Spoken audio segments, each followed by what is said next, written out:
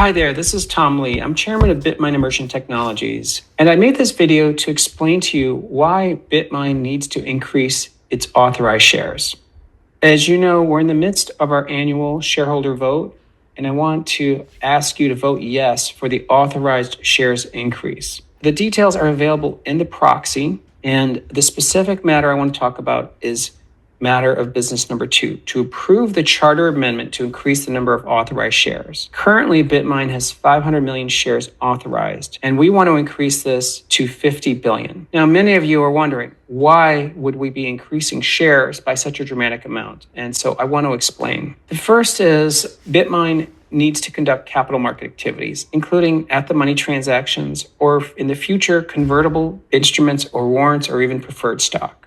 We also want to make opportunistic acquisitions, and we would need shares for that. But I think the most important reason we need to increase the authorized shares is we have to accommodate share splits. This is really key and why we're increasing the shares. Let me explain. Bitmain's stock price follows the price of Ethereum. So on the x-axis here is the price of Ethereum. The y-axis is Bitmain's share price, and this is since July 10th.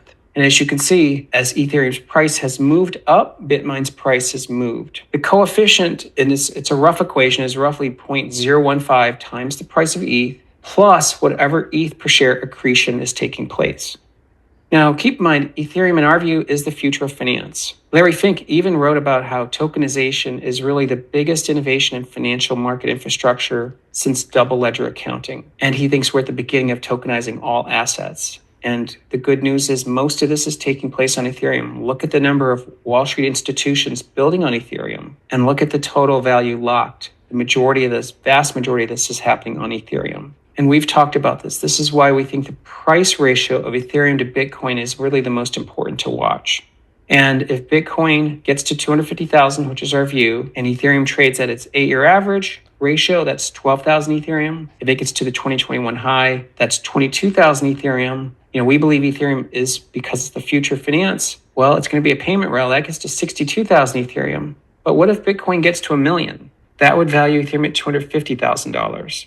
So you can imagine, let's take this chart again, that Bitmain's price follows Ethereum's price. But then let's look at the future price levels for Ethereum.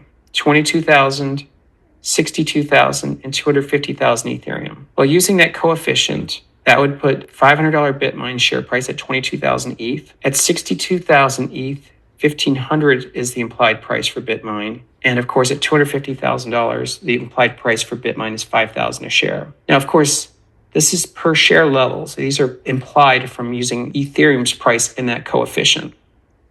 But here's the thing. Not everybody wants a stock price at 500 or 1,500 or 5,000. Most people want shares to stay at around 25. So what would be the required split to get Bitmain's share price back to 25? 25 means it's easier to buy lots of shares at $25 a share than at 5,000, for instance.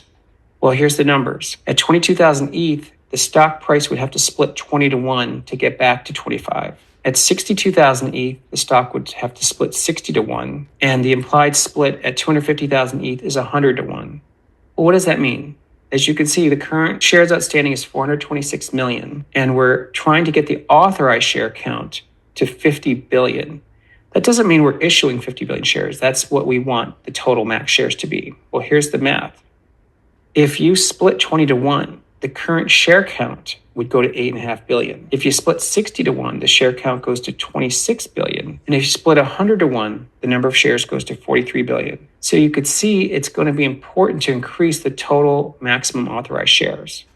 So going back to this question, why does the company need to increase authorized shares? I think the most important is to accommodate share splits.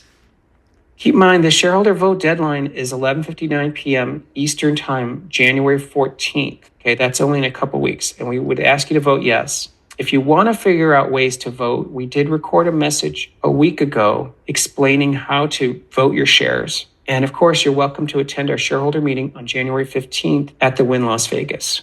Thank you, and keep in mind, please vote yes.